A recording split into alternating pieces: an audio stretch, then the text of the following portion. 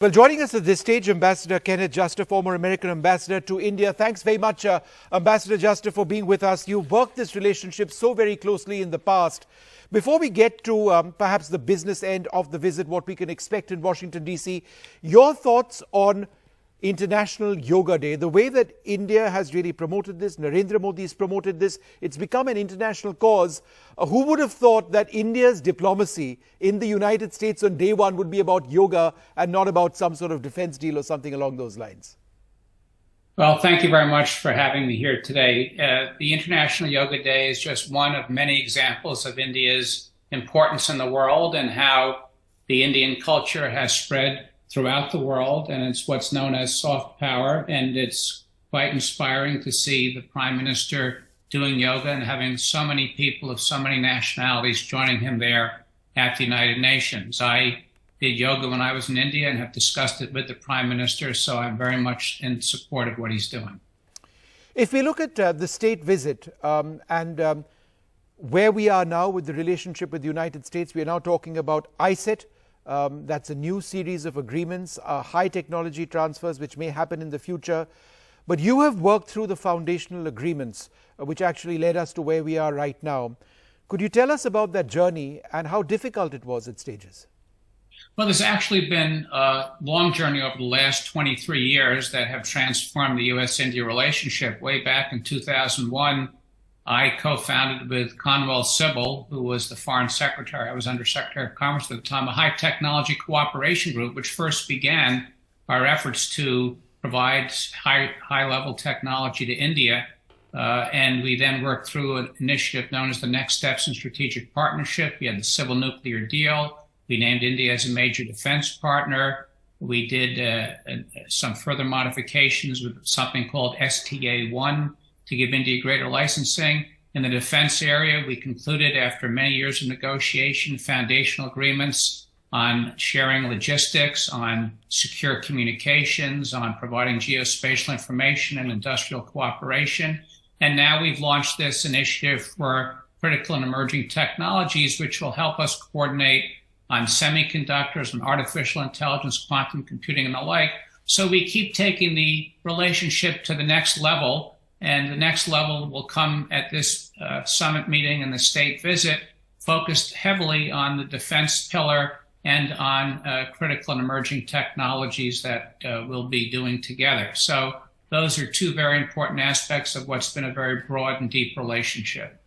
If you just look at the military relationship itself, what is the future of, for example, the Malabar naval exercises? I ask because there's always been this very high level of military exercises which we've been hosting.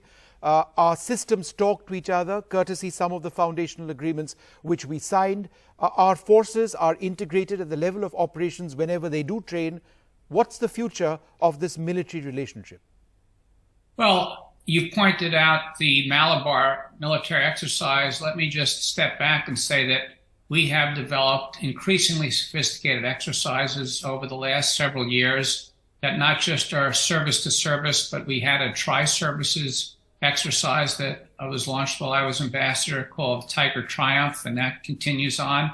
And we reinstituted the Malabar exercise across 4 countries, United States, India, Japan, and Australia. And all of these exercises are becoming increasingly sophisticated and are very important for trying to maintain freedom of navigation in the Indian and Pacific Oceans, and freedom of trade, and making sure that there's good maritime domain awareness. And again, this is all just elevating the level to which the countries are coordinating. But it's important to also note that this is not a military alliance. Japan, India, and the United States are strategic partners. And so there are limitations to what we will do together, but we've also got a lot of common interests that we're pursuing in the defense sphere. Jet engine technology is one of the areas where the US is really pushing what it's done. It's not done this sort of transfer of technology with any other country, perhaps. How significant is that as America looks to sort of further that military relationship with India, perhaps in terms of selling India new weaponry, getting into collaborations with India? This jet engine technology deal, tech transfer deal, how important is that? This is huge. This is, again, a major step that will take the relationship to the next level, as they say. The United States has never transferred the type of technologies that are being reported in the press, in which I've read that 11 manufacturing technologies related to these sophisticated GE jet engines will be transferred to India, and then there'll be co-production of the jet engines in India. And these are critical for many fighter aircraft. And this will help over time India to indigenize its military manufacturing and to make its own military equipment, and also for India and the United States to work on making equipment that can be exported to third parties overseas. So this is a very significant step. And as I said, it's something that the United States has not shared with others. So important both from a military perspective and from a relationship perspective. Ambassador Juster, I'm not sure there's any one answer to this, but is the US-India relationship premised on shared concerns on China, or is it more about the people-to-people equations that we have and the fact that the diaspora is doing brilliantly in the United States? Well, it's a multidimensional relationship. It covers virtually every issue of human endeavor. And the foundation is the tremendous people-to-people relationships. There are over 4 million Indian Americans in the United States and close to 1 million Americans in India, often children of Indians while they were studying or working in the United States. So that's very important, but we also do share a variety of interests, and we do have some strategic clarity that we share regarding the potential concerns raised by the rise of China.